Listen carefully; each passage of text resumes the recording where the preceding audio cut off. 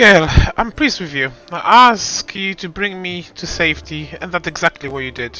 Indeed, I having a follower to aid me is most efficient and frankly pleasing. With you on hand, I shall conquer new horizons, plumb the depths of knowledge hitherto unknown, and scale the dizzying heights of future discoveries. Nina stops to catch a breath. What I mean is, I'd like to express my deepest gratitude. I foresee immense potential in our future cooperation.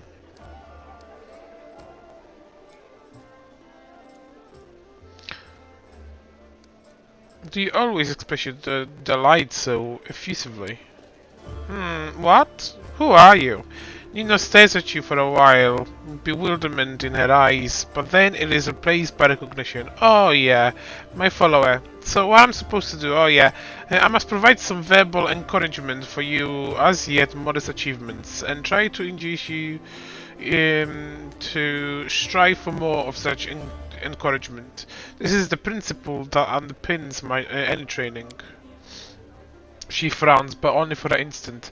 Ah, I see. Your modest nature was unsettled by the overabundance of my gratitude. I do apologize for putting you in such an awkward position. I will never praise you again, unless I forget. But let's get back to the business at hand. Your new assignment will be to take me to the inconspicuous ruins that are located in an even more inconspicuous valley lying between Canabris and Dresden, as soon as is reasonably practicable. I'll mark the place on your map with a large red cross so you won't forget. What's so special about this ruin near Canabris?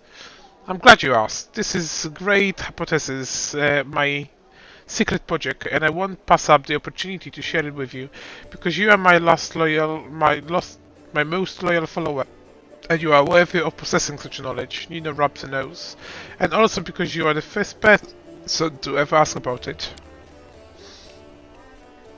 Some time ago, I was walking around the border of the Woodwood and I met a strange person. He was wearing a frayed grey robe and his face was hidden behind the odd white mask. Of course, I didn't miss the opportunity to ask him about the reason for his absolute appearance. And do you know what he said to me? He said, "I'm the answer, but what is the question?" Then he walked off in the direction of the Woodwood. The next day, after I had already forgotten about the first encounter, I had another similar encounter. This day I met an elven woman, judging by the pointy ears sticking out from behind the mask. "I am the answer, but what is the question?" she said, before taking off towards Woodwood, and then I realized everything became clear to me. I know a mystery when I see one. Consider this one of my myriad talents. Nina rubbed the tip of her nose. After all these guises weren't simply on the way to the costume party, were they? After examining several maps, I determined they were all heading in one direction, to a place not far from Canabris, a place which is marked unnamed ruins, even on an ancient Sarconian maps. That's where I needed to go. Unraveling a secret of place would be my greatest discovery. I will secure my place in history, or perhaps even in legends. How do you know where we have to go?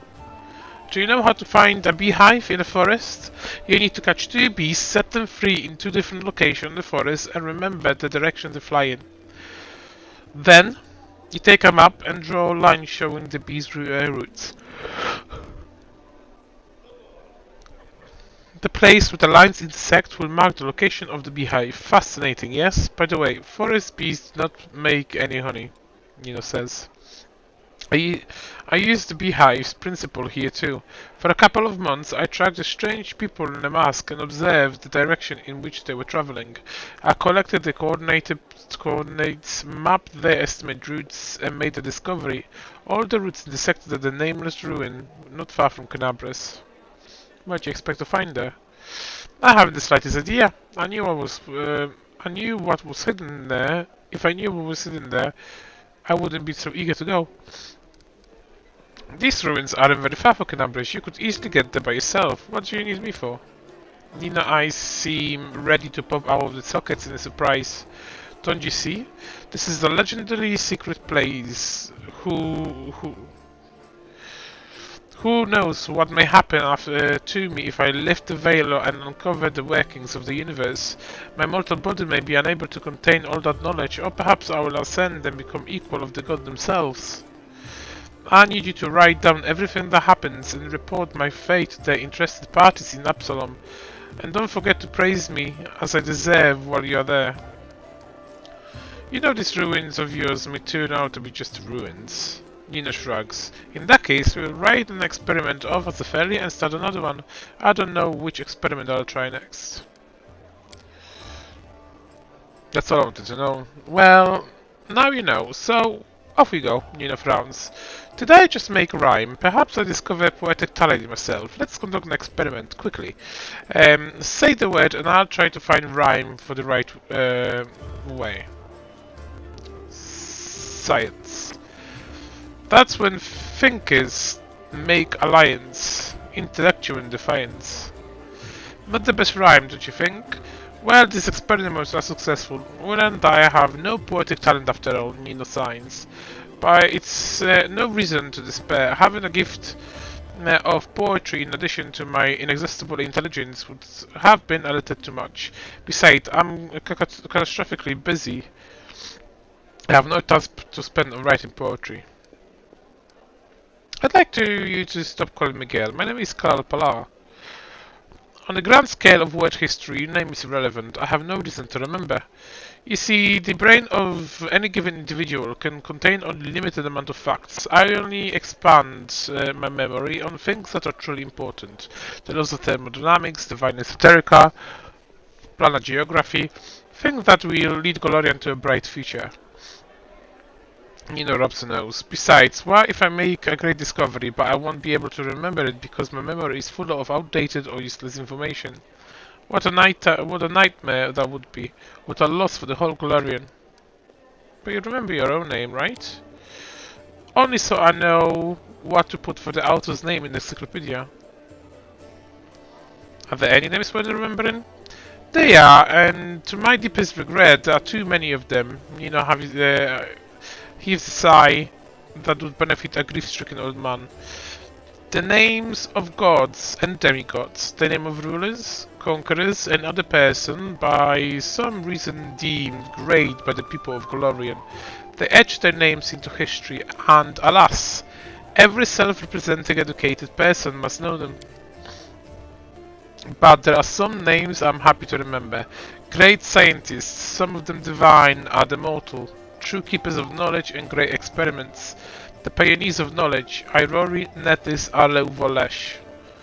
Aleu Volesh opened the word one. She's the betrayer of humanity. It's her fault the demons invited Golarion.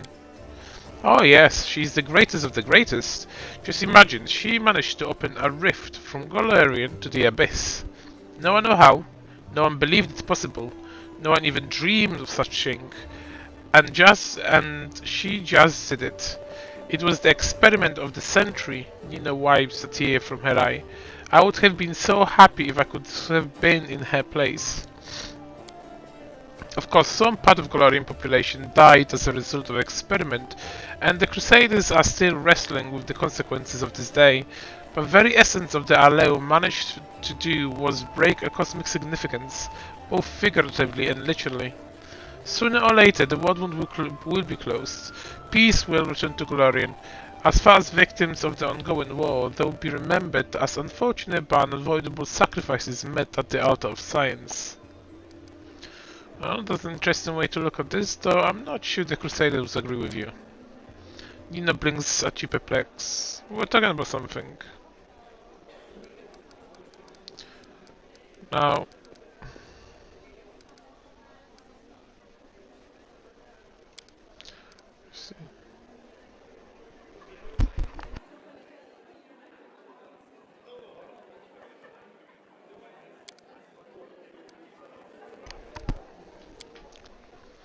I'm explorer, a pilgrim, a yet to be recognized scientific luminary, future author of the Encyclopedia Galornica, and rector of the Absalom Universities at once. Future rector, I should say. Nina speaks in one breath as she reeling off a practice monologue. That information should be enough to satisfy your curiosity, because I doubt it will be able to tell you more than that. Where are you from? This information is relevant. I've decided to forget it. How did you become a scientist? This information is relevant. I decided to forget it. You have a circle tattoo on your shoulder. What does it mean? Nina casts a sidelong glance at her shoulder. Oh, that? I don't remember the circumstances of its creation, but I like it. I prefer to think of it as a zero. No, nothing. A center point, an origin of coordinates. It reminds me of how much the unknown world there is to explore. Do you remember how you got a tattoo? That information is relevant. I've decided to forget it. How can you just decide to forget a piece of information? This is just one of my many talents. The secret is to stop thinking about the thing you want to forget. And the main thing is not to remember anything you don't need. To filter it. To get right to the essence. I'll teach you someday, unless I forget. So what is this encyclopedia we're working on? The Encyclopedia Golarionica will be published in 100 volume, 100 pages each, plus the outer addenda, appendices, added by feature co-authors and critical commentaries. Addenda indexation is still in question. Nino looks slightly embarrassed. I just like the number 100, but I'm not sure that we'll be able to keep within the established word limit. I will be a magisterial piece of scholarship that will become a part of the mandatory curriculum of every educational institution worth mentioning. In it, I intend to describe every object, item, event, fact, and personalities that is present on the last somehow related to Gololian. My calculations show that I have completed no more than 1% of this monumental book. Well, do you remember your parents, your past, or is it just irrelevant too? All of the irrelevant on the grand scale of the world history. I have no reason to remember such thing.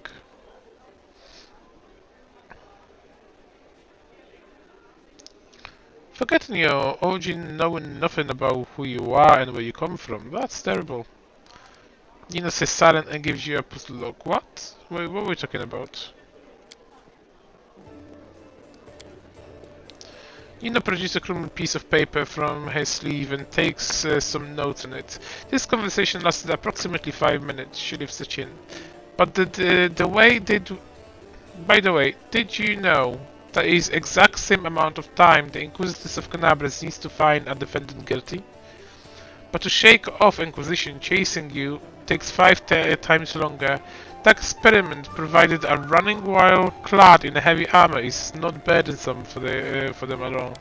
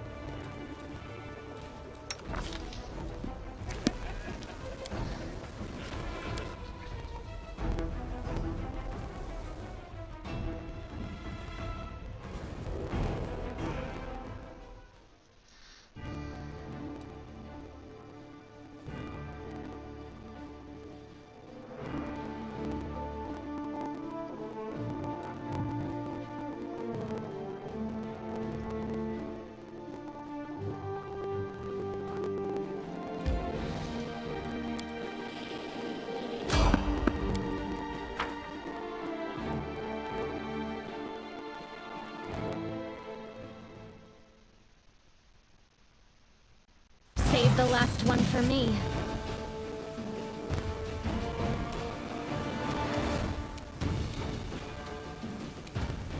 You've crossed the wrong mongrel.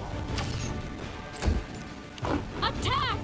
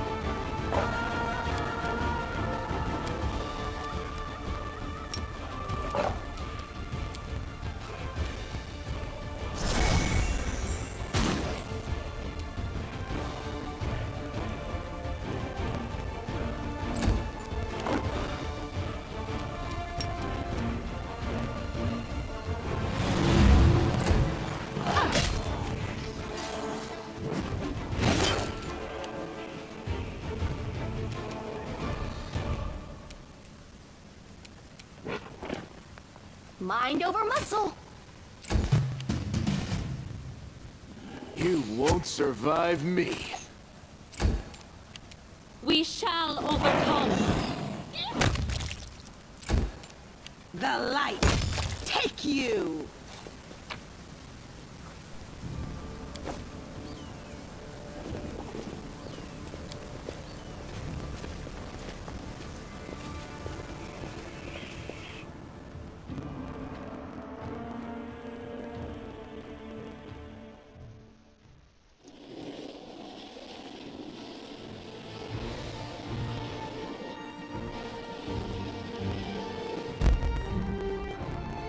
A bag with a ton shrub lies on the ground. You can produce some region for crafting consumable item here.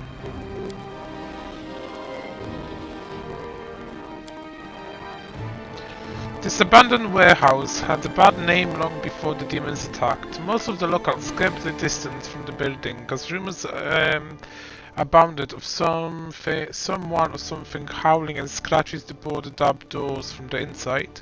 The previous owners of the warehouse are said to have left some valuable items in there, but no brave soul has never ventured inside to prove it.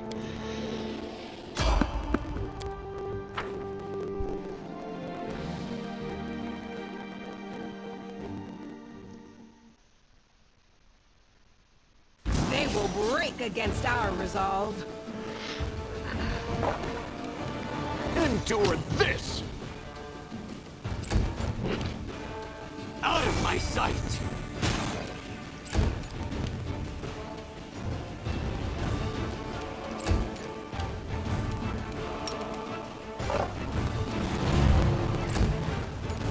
Do not hold back.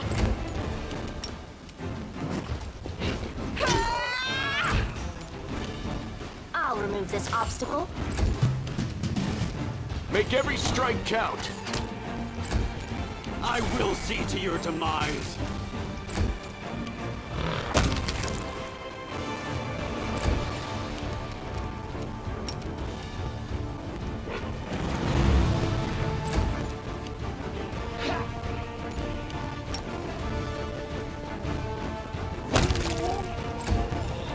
No glory without risk!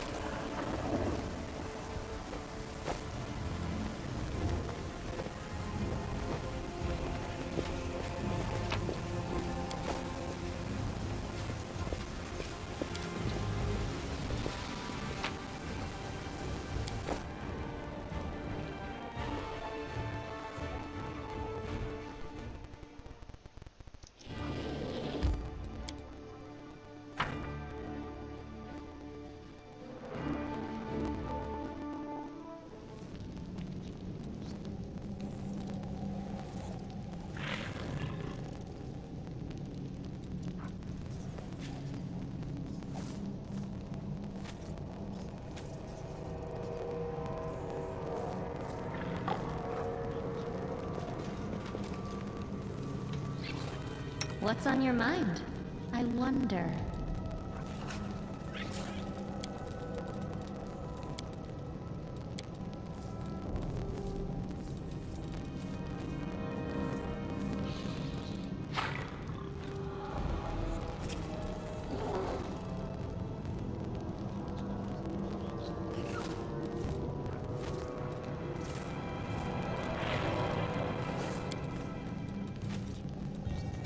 Are we ready to move out?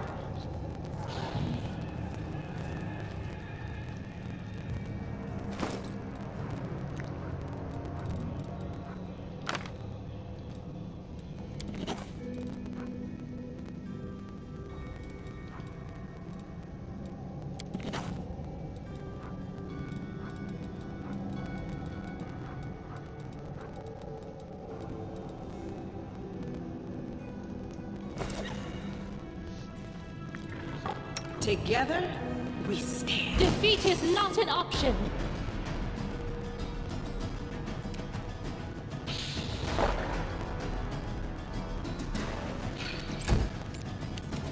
Into the fray!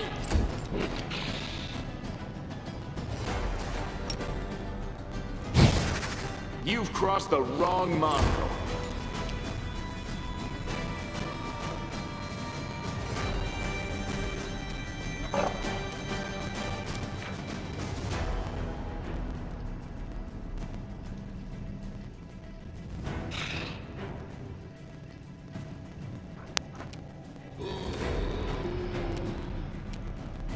You should have listened to reason.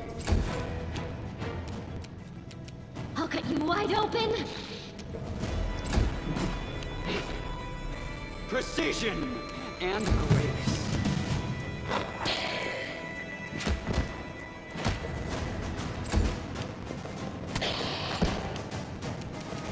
The light take you! You won't survive me. Strike as one.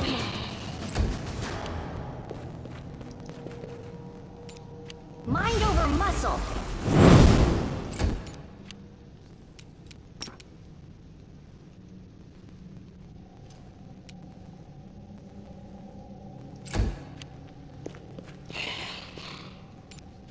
I'll make short work of this.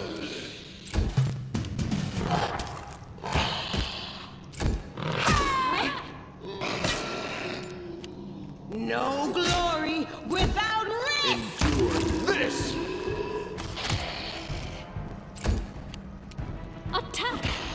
Take that.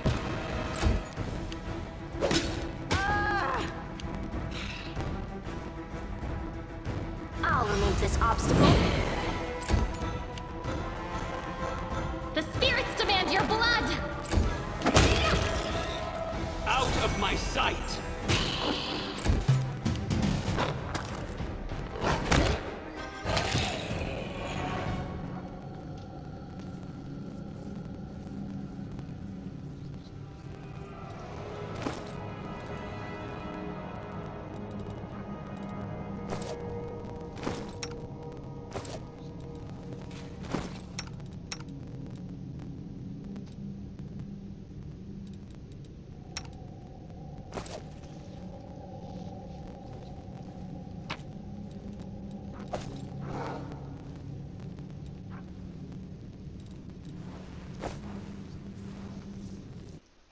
Don't have a minus on my level.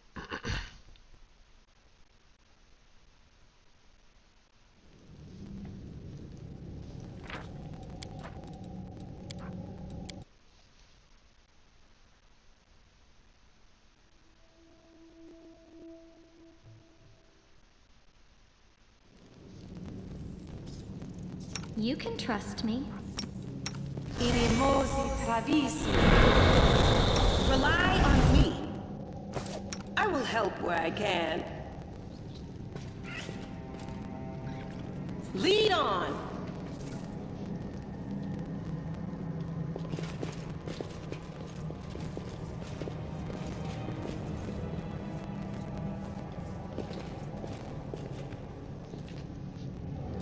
We will win this war.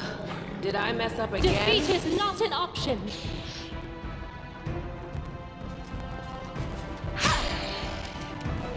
You've crossed the wrong mongrel. I'll cut you wide open. Out of my sight! Attack! You're irrelevant.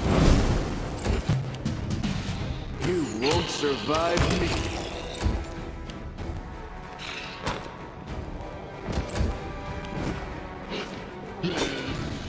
The spirits demand your blood.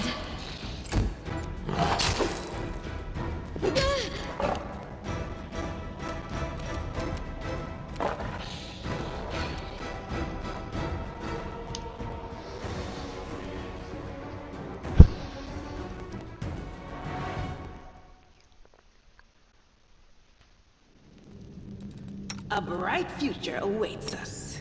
Save the last one for me.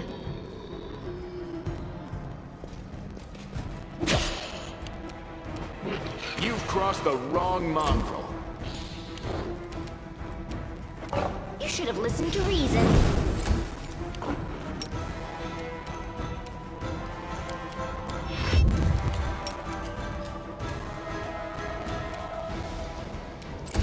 Attack! Out of my sight! I'll cut you wide open. You won't survive me. The light take you!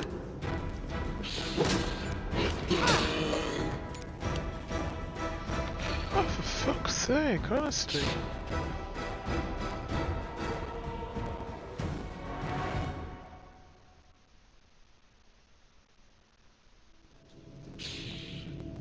Together, we stand. I refuse to accept their statement. Ah! You've crossed the wrong mongrel. Attack!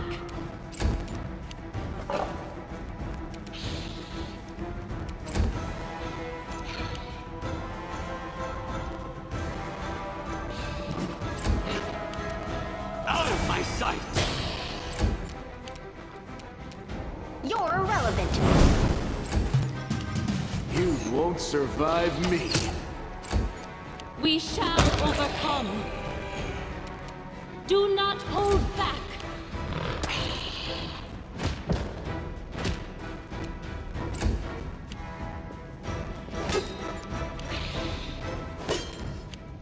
The light take you!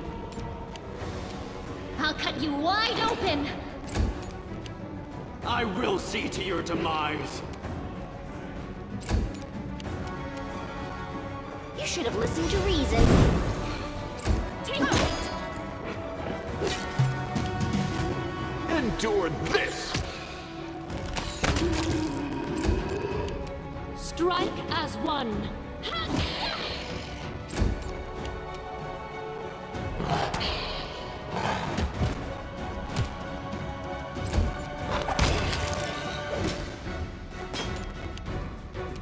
The Inheritor, guide my The blade! spirits demand your blood.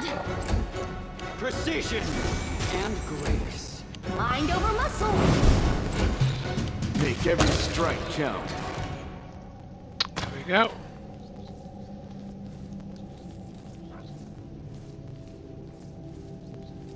I stand ready.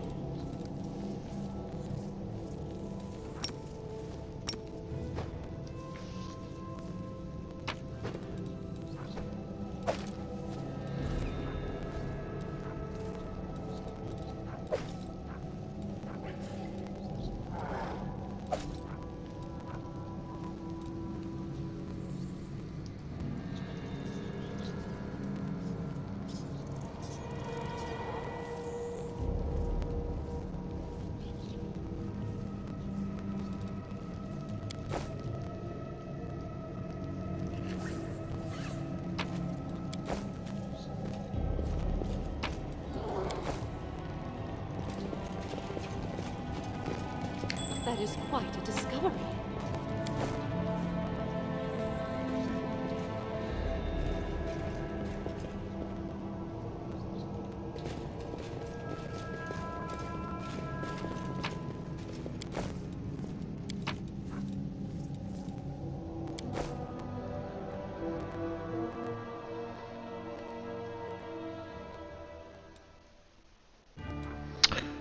This famous library holds one of the biggest collections of books in the field of demonology. Scholars and monsters hunters from all across the Mendev and even other countries came here both to study the creatures of Abyss and to figure out how to deal with them.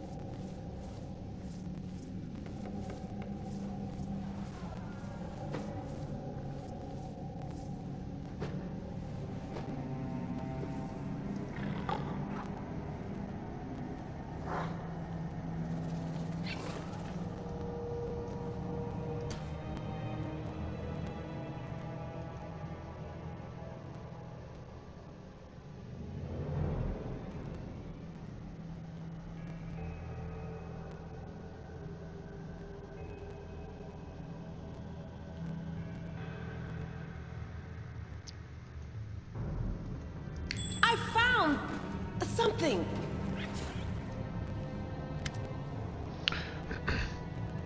A stocky knight with head of messy black hair stands before you. His armor is spattered with blood. He greets you with a deep, booming voice. Aha, Crusaders! Excellent! I am Captain Caleb Sazomal. All these are the men. I am about to burn these vile backstabbers and heretics here, this pathetic imitation of traitor Arleo, who tricked their way into the ranks of the Crusaders. Knight nods at the heap of severely beaten people and the strange elf whose appearance seemed jarring for some unknown reason. Sazomal bellows threats at his prisoners, who seem to be in a state of deep shock and utter terror. The knight's left eye is twitching suspiciously. Is it a nervous tick, or he winks at you? What could that even mean? A strange feeling raises up within you. It's a pure instinct. You don't know what you're about to do, but you are certain this is right. Are you ogling up for me, or...? No, not at all. I just saw you. Are you on our side? The knight points two fingers out from his temples, mimicking horns, and looks at you as if this is supposed to mean something. He quickly drops his hands. What happened to the library? The demons showed up and carried everything off. I wasn't here to see it myself. I was fighting in the square, but these filthy traitors told me everything. My fists made them quite chatty. So what? You tortured them? Do you think those methods are worthy of a crusader? Under ordinary circumstances, no, but look around. The city is burning. Now it's not the time for skirmishes. Why do you want to burn them? They worry your house like a wild animal. Look around you, the city is burning, ruined, so many innocents lives lost, and all because of abomination like this here. Cultists, heretics and spies slipping into our ranks, carrying out the orders of the brutal masters and preparing a heinous death for us all. They want to give us over to the demons, just like Aleo did with the Sarkoris. They deserve to feel the flames licking at the legs. They are close to lose like ruthless crusader. Caleb is taking too loudly, all while casting an insidious look at you. You have similar behaviors before in liars. You've seen similar behaviors in liars. Examines Crusader armor and symbol on it. You notice that the emblem on the armor of two silent Crusaders belong to the Order of the Flaming Lance. But Caleb armor bears the sigil of the Order of the Sunray Sword. Strange then that he introduced himself as captain. Something's not right here.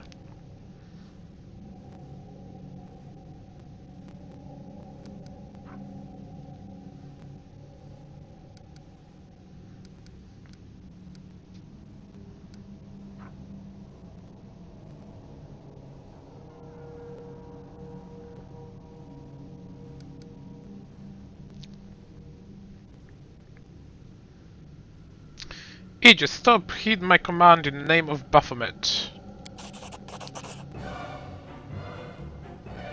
The words fly out of your mouth before you can even think of them. Some gut instinct told you that this is precisely what needs to be said in this moment.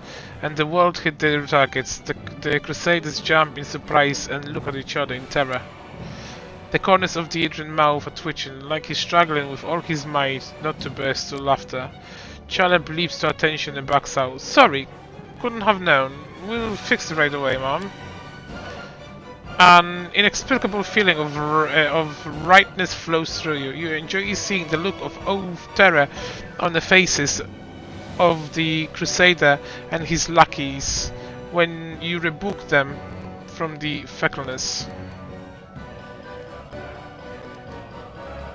Stop wasting valuable fuel. If you like burning books, go rig the Grey Garrison Library. Our enemies may try to sneak in there. Step to it. Tidron looks at you with amused curiosity and speaks in a soft voice. I do enjoy your sense of humor. It's quite fiery. Blown like his. Mind the fire on you, or you'll get burned. Tidron lowers his lashes with his sly smirk.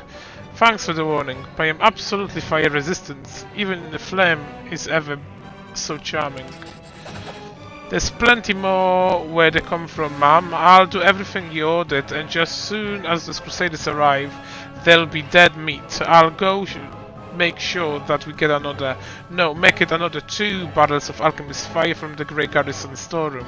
Things are going to burn right up in there.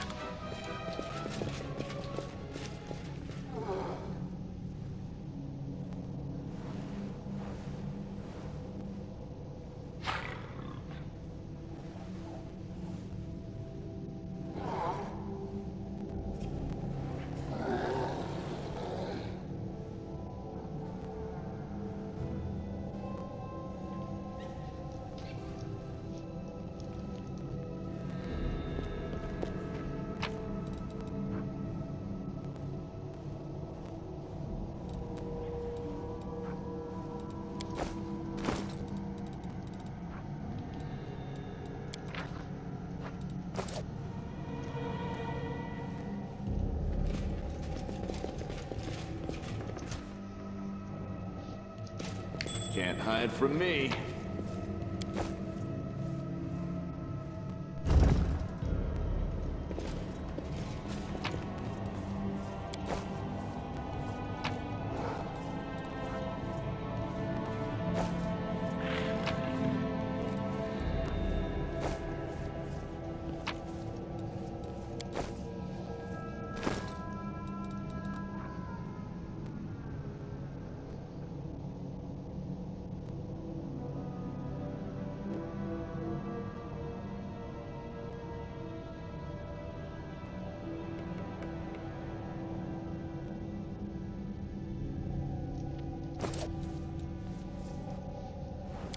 A success worthy of praise.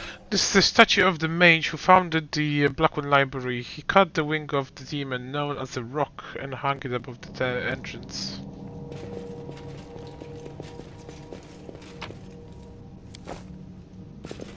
Now what is that?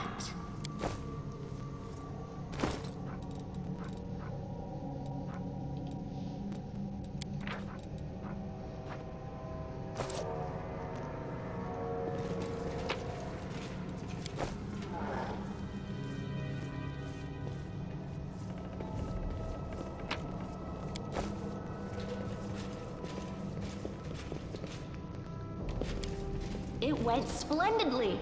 Some monstrous large demonic blade fell upon the library, splitting the ruins in two and leaving the enormous black scar. It is possible that the Scary himself was one to destroy the building with his terrifying scythe, Rift Craver.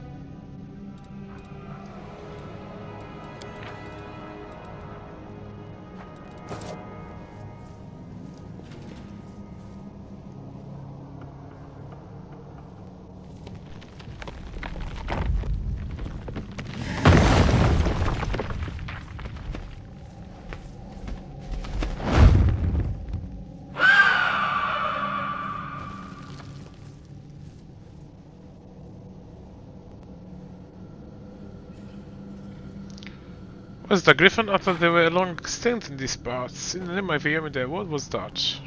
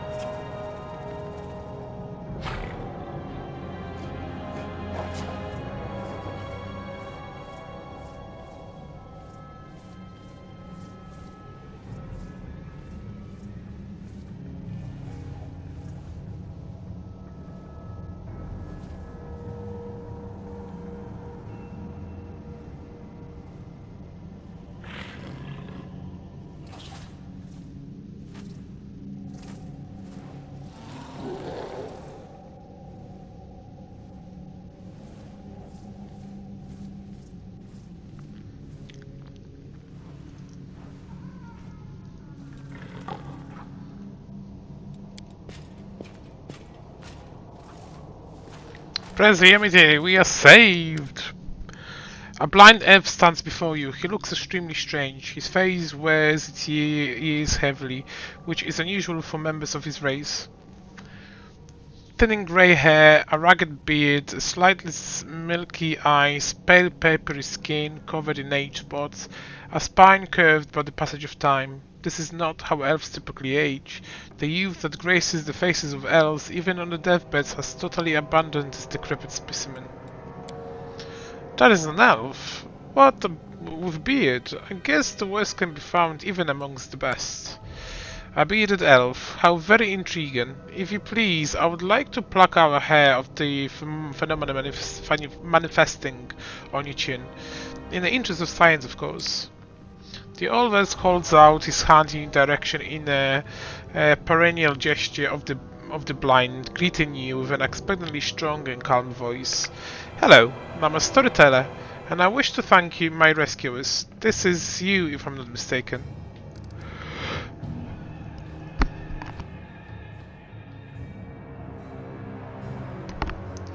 The old elf holds out his hand in your direction in a oh yeah. Who are you? The old elf frowns. I prefer people to call me storyteller. It very accurately describes the shape of my occupation and interests. In most of the places I have been, I am known by that name. You have piqued my curiosity. As storyteller, are you bard? If so, you should come perform at one of my parties instead of knocking about in a dusty library. A bard, in some sense, yes, but not the type of bard that performs at festivities. I think your guests would lose their appetite after hearing my tales. What a shame, and I was so hoping to wheel you out, from a guest. With your unusual appearance, you would have caused quite a scandal. But lugubrious bards are of no use to me. Half the bard in the city are the same. The repertoire is confined to one about longing, the one that causes indigestion, and the one that's complete waste of time. I mean, really, how is one supposed to host a party with that? There was a griffin statue here. It suddenly came to life and flew away. Do you know anything about this? No, the Griffin stood in this library for decades, but only today did he take flight. Why? I do not know, but I am glad this ancient slumber came to an end. The elf smiles at his thoughts. He has a long story behind him, and yet the real tale is only just beginning today. No, I will not reveal his secrets. I think your path will cross again, so you can ask him yourself. I'm taking you to defend his heart. The storyteller lowers his voice slightly. Please, wait. I'm not the one thankful to you. I'm not the only one thinking to you. That young crusader over there is eager to give you his regards, but he is too shy to approach you. I can tell from his quickening breathing. Take pity on the lad and accept his thanks. The young man with aristocratic features wipes the sweat from his brow and gives you a courteous blow. Allow me to introduce myself, Brother Kalim, at your service. Thank you for helping us. We thought we were doomed to perish. Who are you? We are Crusader of the Aeon of the Flaming Lance. Our order dedicates itself to pursuit of hidden knowledge and magical method of fighting the demons. We are searching for our leader, Sister Miamir, the scholar. She spent the last few weeks here, working day and night on some important research. When the demons attacked the city, we rushed here to find her, but it seems she left the city shortly before the attack began. Mimir, I don't recall the name, which means the scholarly contribution cannot have been significant, and yet her action do intrigue me. If the opportunity arises, I would like to find out what experiment she carried out. Mimir left the city, leaving no word of where she could be found. None. She left in a hurry without leaving any notes or orders. Why, I have no idea. The only things that may serve as a clue is this book. The one she was studying. The knight holds out a leather-bound tome to you. Mimir. Note mentions something about a stone book belonging to the Druid of Sarcosis. What does it mean? Stone books. The Druid of Old Sarcosis used sacred trees as books. They carved the secret knowledge on the bark. When the demons came, the Druid resorted to a dark ritual that turned the trees to stone and the Druid themselves into undead, doomed to guard the stone library grove forever. But that happened far from here in Stony Wilds. It is possible that when Mimi went, or maybe she found one of those trees somewhere nearby, I don't know. The stone statue in the library suddenly turned into a living griffin. What happened? That statue was carved in old Sarcosis long before the demonic invasion. Everyone marveled at the beauty of the fine stonework. Each feather was particularly lifelike. They would say the griffin looked like it was about to spread its wings and take flight. But no one thought it would actually happen, of course. Believe me, I'm as surprised as you are. Having said that, I do have the inkling of an idea. The knight rubs his chin thoroughly. There was a legend in Sarcosis that mentioned an ancient chieftain who could turn into a beast and who vanquished countless enemies. But one day he just vanished. He claimed he was sleeping somewhere but would wake up one day to save Sarcosis from terrible fate. Everybody thought it was just a tall tale. Obviously, no shape-shifting chieftain showed up to stop the demonic horde. Perhaps the statue was the very same person slumbering in stone, waking up only now that the demon lords has come real close. He shrugs. Don't take my word for it. It's just a guess. I hope we get a chance to take a closer look at the griffin. Well, how did you end up in this trap? The traitor met us at the door. He seemed a faithful and passionate crusaders, and we didn't suspect a thing until they attacked us from behind and knocked us out. We didn't accept such a treachery. Most of our order brethren are dead, and we were desperate to believe that this man in armor was a fellow crusader, a comrade. While we were unconscious, they removed our armor and tossed us in the firebox. What macabre blasphemy! And who's the elf with you? Is he Crusader as well? No, he called himself Storyteller and the only recently arriving Canabres. We often saw him in the library. He was interested in the writing about early Sarcosis and the era before that. It seems the traitor caught him in the library and decided to kill him along with the rest of us. The young man's voice dropped a polite murmur. Have you noticed that the storyteller is like an old, even for Canabres, where you can meet the strangest people from the farthest corner of the globe among the Crusaders? Have you ever seen such a decrepit elf before? Not just old, but ancient, with a grey beard like that. Elves don't tend to grow beards, I thought. And they don't have wrinkles. An elf with a wrinkle and beard. A despicable absurdity. Hold on there. A beard isn't the worst thing a person can have growing in the face. You can see some of people back in the village. The worst thing that's growing on your face is your mouth. Please try to open it a little less often. Alan clenches his teeth and turns away with a dismissive wave of his hand. Go to Defender's Hut. Those who are ready to fight back are gathering there. The city still fights? Why, that's incredible news. We will go to our sanctuary guarded by our older brothers and sisters. We will bring them to Defender's Hut.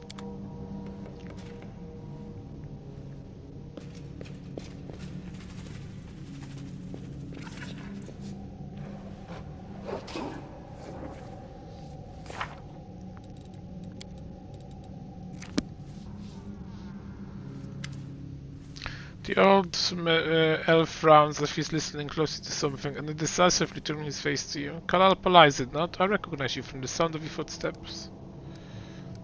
I'm taking you to Defender's Hut. Please accept my sincere thanks once again, and if I may please don't rush. I will struggle to keep up with your legs.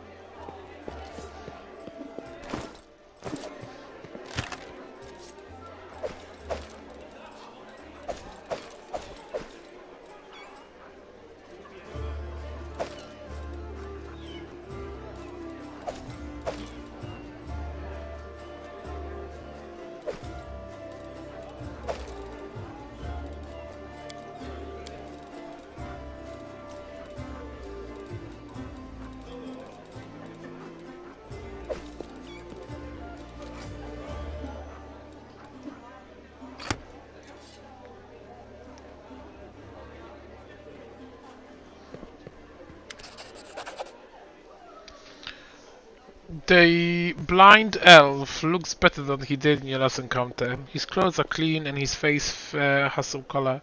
The elf turns to you and listens closely.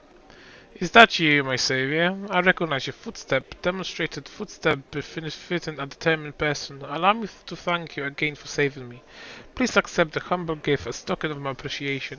The elf hands a small black wing with 2 scarlet runes on it.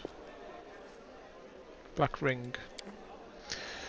Irabet has explained why you were looking for me. I warned the authorities of Canabres that the local Watson have been desecrated. The ways of my warning and paid for their inaction. I have examined many wardstones, but only in this one guarding Canabres did I sense a flaw, a spot of corruption inside, a vulnerability demons will surely use. They are able to spread the blight inside the wardstone, corrupting it, and make it their weapon. It frightens me to think what it will be capable of. The wardstone must be destroyed. Who are you? Why did they let you examine the wardstone? The elf smiles faintly. I am storyteller, just an old elf. And a bit more. I'm old even for an elf. I've seen many things and have been to many places. Not so long ago, I witnessed the making of a young kingdom with the stolen lands, led by a remarkable and promising individual. My advice on the complicated matter of conquering those lands proved useful to that leader. This is not uncommon for me. Some seek my advice or service, and I don't refuse.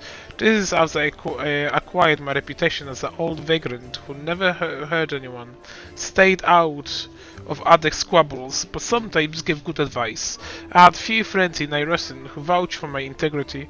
This is why my humble request to be allowed to see the Wardstone was granted. I visited all of them, but only found cause for alarm in Canabres. Do you wield some special magical power, some instinct? The storyteller chuckles. Yes, to a certain extent, but it is more of a gift. I can see the past, stories that had happened, attach an object and shred of its owner's memories are revealed to my mind. Their emotion, passions and tragedies. I see vision like I'm them, and the stories happen to me. This is my power. I've been roaming the world gathering such stories for many thousands of years. One day I will gather them all. What blight is concealed in the Wardstone? I'm afraid I don't have the answer to that question. To understand the nature of this blight, we need to understand how the Wardstone was created, and it is hidden from me. I can only guess. Have you heard of the Red Morning Massacre? A dreadful morning remembered with fear even by those not yet born at the time.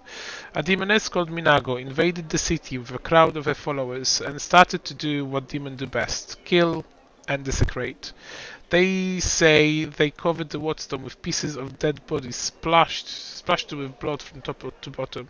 Could such an abomination darken the radiance of the gift of Ayomida herself? The locals think this is impossible. But who knows?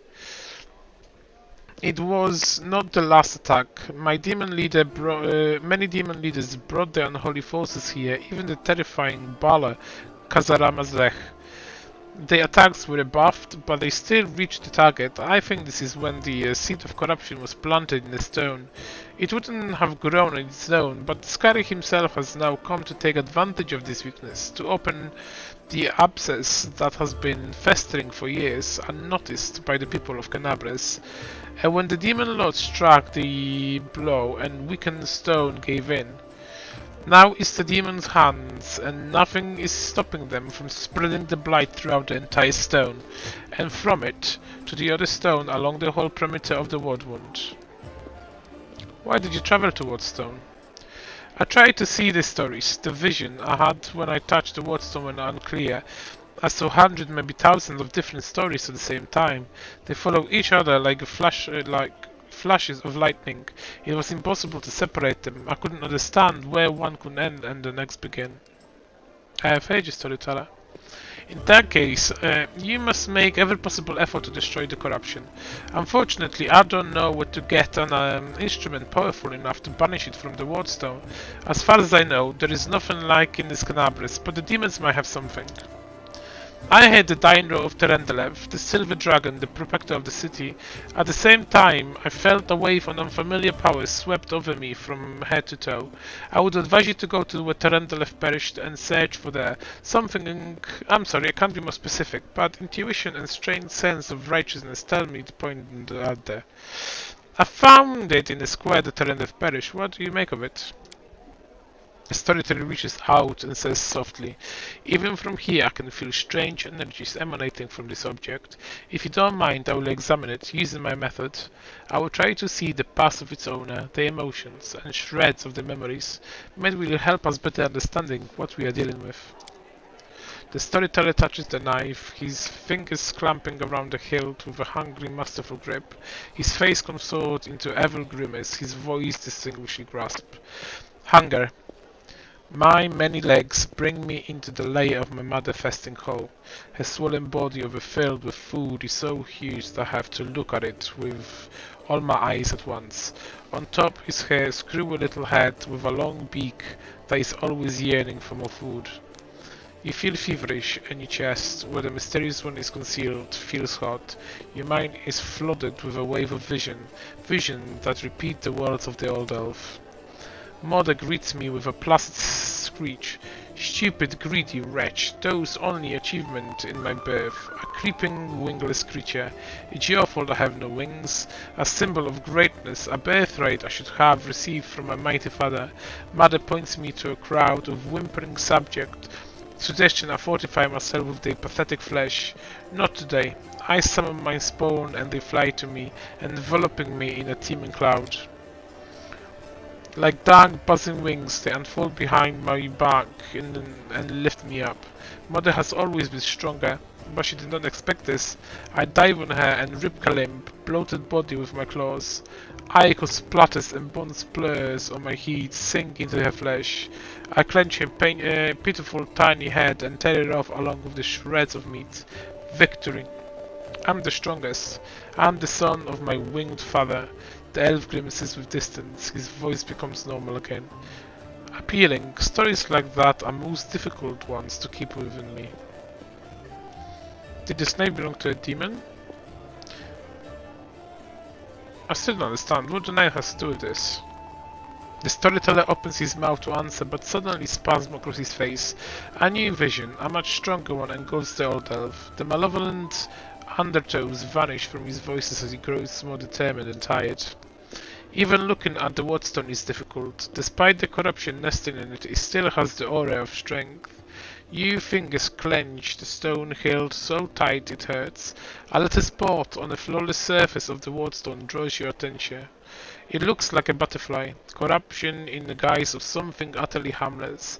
But it will grow now. You swing and stab the butterfly with the knife as hard as you can. Your fingers cramp painfully, and a howl invades your ear. Light, white light everywhere. The stone knife falls from the old elf hands. Out of breath, he drops his knife to his knees. He's trembling, the terror of his face so unlike his unusual dignified manner. What was that? That was not the past. That was something that is yet to happen, or rather might happen. One of those roads to the future. In one of those possible futures, this item will help you to cleanse the Wattstone or to destroy it. You feel a longing to take stone chisel and plunge it into your chest, right into the wound that has opened up in it. It's hard to resist the feeling, but at the last moment your self-preservation instinct takes over and you manage to keep control of your own hands. The old man stands up. He looks completely stunned. Never before has anything like this happened to me, but now I'm not the oracle or a prophet. Or is it another riddle from the past that has caught up with me? I must find out. Seeing stories that have happened in one thing, but seeing stories that are yet to happen. I don't know what is happening now, but there is one thing I'm sure of. This is not coincidence. This is a sign of coming changes, great changes. I shared your vision, and this knife tempted me. Did you see what I saw? This has never happened before. Could it be magic or the object that you brought me? I sense dark energies in it that could enchant the mind. Be careful with this item. It may have tried to influence you, but you managed to overcome its power, subsides it, or perhaps something else happened to us, something we don't yet understand. Can you see the future? I don't know, obviously I can, but nothing like that ever happened to me before. The future never opened its secrets to me before I met you. Gods, who are you and why are you on our path crossed? I feel this is not coincidence. Something momentous is happening, destiny is pushing us towards something, but what? Question without answer. I swear, this morning I could have imagined what awaited me. Maybe it's knives that gives you the power of divination. This knife is a powerful artifact, but I feel that its power is of different nature. No. I feel the same as I do when I tell the past. This is my gift, but maintained in a completely abnormal way. Is what you saw destined to happen? No, the future is not set. It used to be, a long time ago, when the god Arodon guarded Golarion. But not now. Prophecies do not come true. Or they do, but not the way they were supposed to. I only saw one version of the future and one of the paths leading to it, but the choice has been made, and our destinies are not set in stone. Who were you in the vision? I don't know, someone strong and desperate enough to resort to extreme measures. I feel that what I was doing had to be done. Your powers is amazing. A few minutes ago I would have agreed with you, but the thing that has just happened, it disturbs me. Magis has never manifested like this. Something has changed, and these changes frighten me.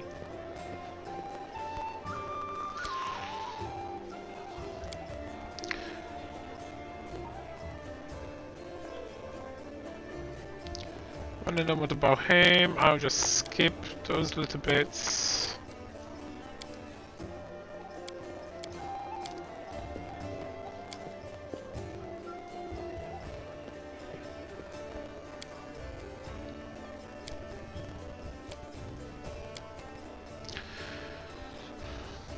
Please examine the items I'm carrying. Perhaps some of them could tell us a story. The storyteller nods politely. Let me touch them and I'll tell you what I can see. The old elf carelessly takes Yaniel's sword, Radiance. Powerful forces lie dormant in the sword. It used to belong to an incredible bright and daring soul. The storyteller hands runs carefully over the scale that had still not lost its shine. Proud Telendelef, protector of Canabras, you devoted your life to saving people. Your death is a great loss, but maybe you'll be able to find out something about you that is unknown to many admirers. The storyteller hands touches Finian.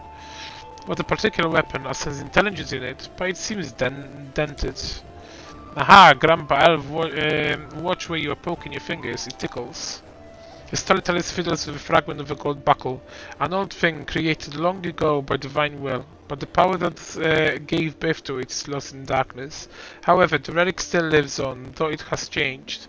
I wonder what secret it holds. Would you like to know it? Bring me 5 vials of magic essence, and I will revive this object and with it its story.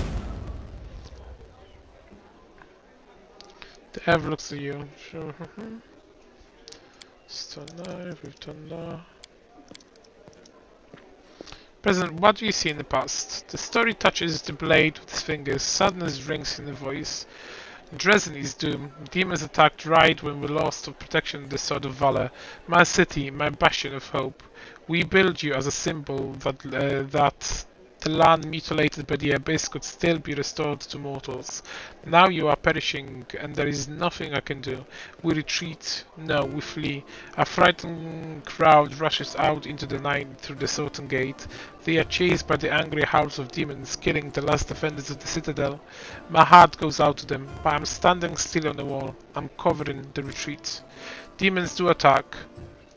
Demons do not attack. They seethe around you, fall from the skies, strike from all sides at once. They can't be stopped, but they can be distracted. I run to the upper floor of the gate tower.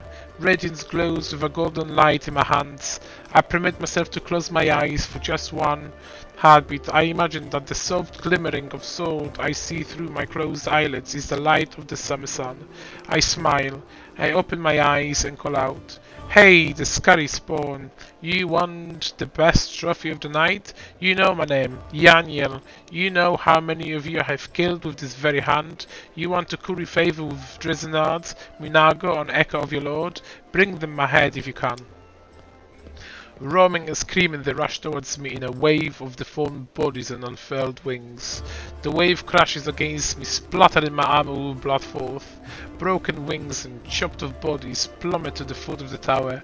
In the heat of battle, I see Joran's pale face down here. He looks up at me in desperation, but he can't help. He's carrying 2 wounded on his shoulders. The city will fall, but my friends will survive. This is what I'm fighting for. I am covering the retreat. The flow of fleeing people gradually dwindles. My armor is broken in many places and I cannot heal my wounds anymore. The last demon unstabbed with radiance suddenly recalls, tearing the handle out of my blood-sickened hand. He flies up but falls somewhere far behind the walls, but the road being taken by those fleeing. No more golden glow in my hand. The night closes in on me, filled with shrieking, mocking demon laughter. Dresden, I'm dying with you. Light of the sword, righteous Ayomide, accept my soul. The storyteller runs his hand along the blade with sad smile. I know whose memories this is. I've heard about her many times. Yaniel was true crusader, touching her memory so it's so cleansing. Do you see the future of the sword? Just one of the numerous possibilities. The blind elf touches the sword hilt, a mental ring in his voice. I slide out of the stealth swiftly. I proudly watch the army of warriors led by my lady. I sing, slash in the air, putting a courage in the hearts. I am Radiance. Tremble, city of Dresden. My lady Yanina had perished, but I am not done yet. Charge. The storyteller returned to the sword to you. It's nice to know that this sword's glory days are not over. It has many battles ahead. Take care of it. It's a glorious sword. Show to render scale to storyteller. The storyteller takes a deep breath and smiles. I'm flying. I can finally spread my wings. I am gliding over the broad river. The sunset has turned its surface smooth like a mirror, and I see my reflection. It is as if another silver dragon is rising to meet me from the depths. But what is it? The scales on my chest are black, and the darkness is spreading over my body. I wake up. A clear sky sways above me, blazing with heat. I am in human form. The red dust of the wound clings to my crickled lip. Someone is carrying me on a stretcher made of shield and spears. I'm so weak I can barely lift my head to my face. The sight of my own hand terrifies me. It is black and the skin glistens like scales melted by fire. I probably ought to cry, but I only feel hatred and nausea. All these people around me, out of sympathy for them, I did choose to leave the mountains. I gave up my flights over rivers. I went to the demon layers. They don't have a scratch on them, but I am infected with foulness. It's not fair. My life is more precious than their pathetic existence, and now I hate them in this moment. And then I suddenly feel shame. No, these are not my thoughts. The Crusaders carrying me are very good friends. I'm glad they did not suffer, but I hate them and myself so much. Pain and hatred pierce me at all at once. It's all because of them. All because of them. Someone walking beside me touches me, talks to me, but the only thing I hear is, "You mentor, he will come, he will help," and I lose consciousness. The storyteller takes a deep breath, exiting the vision. Sigh hatred from Telendalev. Wasn't she on our side? Telendalev have come a long way. Her unit was ambushed by demons once, and she was infected with foulness. The Telendalev we met in Canabras had gone through many trials and regained her former purity. What happened next? The storyteller puts his hand to his forehead. Sometimes the past can be as vague as future. We all know that Terendalev's story ended, but the beginning is hidden from us. Maybe if you find something else that used to belong to her, we will know more about her struggle. However, no matter what we learn, remember, her soul, the soul of a true dragon, overcame every obstacle, endured every torment. She was able to purify herself, for dragons are truly powerful, and not only in blood, but in spirit too. Show Finian. Hello, Grandpa Elf. The storyteller carefully takes Finian from your hand. Hello, Finian. He closes his eyes and takes a deep breath. His face contours into painful grimace. I'm coming to again. How long have I been here? They kept me in the cage for 3 days. I know this because 3 times the light under the door disappears for a long time. Then they chain me to the table and the bladesmith. Everyone calls him bladesmith. He plays a device with a jar over me. It feels like I'm being fried. At first I tried to break free, but I got tired, then I scrambled. But now I've lost my voice through the pains is burning right through me. The storyteller stops, his voice changes, becomes more frightened. I think I lost consciousness again, but when I awoke, the pain was gone, and I wasn't tied to the table anymore. I was standing near it, and someone else was lying on the table, a burnt corpse covered with black crust. The master took out the handsaw and was sawing his head off his head in a very focused way. I should have run back then, but I couldn't for some reason. This burnt corpse had a symbol on the belt, just like the one I do. The eye and a star. My favorite belt, a good one. Where would a stranger get one? I must have been someone from my clan, someone distant, family member. The storyteller stops. When he speaks again, you hear only a muffled whispers. Those could say this. I was glad when I saw them. I thought they'd come to help, but how was it that I killed them all? Someone told me to and I obeyed. I don't understand. I understand nothing now. I need to catch my breath. I need all of this to stop, even just for a minute. I just have to understand what's happening to me. Just need to rest. The storyteller shakes his head, slowly coming to his sense. This is Finland Pass, but what's awaiting him in the future? The dead have no future, the storyteller smiles. I see an endless ocean of a good day and a boat flying over the waves. I'm so excited, but I don't know whose vision this is. Is this soul of existent here and now, or soul reborn? Thank you for your story. The storyteller gives Finland back to you. Please take care of this young lad. He's finally in the right hands. Do not worsen his suffering by involving him in dishonorable deeds. Come on, Grandpa Elf, I can take care of myself. I'm not a kid. I don't know what horrors you were talking about, but you don't worry about Israel. Look after yourself. Can I help you? The storyteller nods gratefully. I appreciate your offer. I have reason to believe that someone in Canabres there someone in Canabres there is the manuscript authored by an elf from Aeon who witnessed Airfall. The storyteller's voice suddenly breaks and he stops for a moment. For personal reason, I would like to examine it, but no matter how hard I try, I have failed to find it. Even in Blackwood Library, I only found mention that the manuscript exists and is held somewhere in the city. I assure it's stored in the Grey Garrison. They wouldn't let me into archive when I visited. All these crusaders were nervous about the strange blind elf interested in the secrets. Understandable. The crusade naturally made them a little paranoid, but now the Grey Garrison has fallen into the enemy's hands. I would be grateful if I could see the manuscript.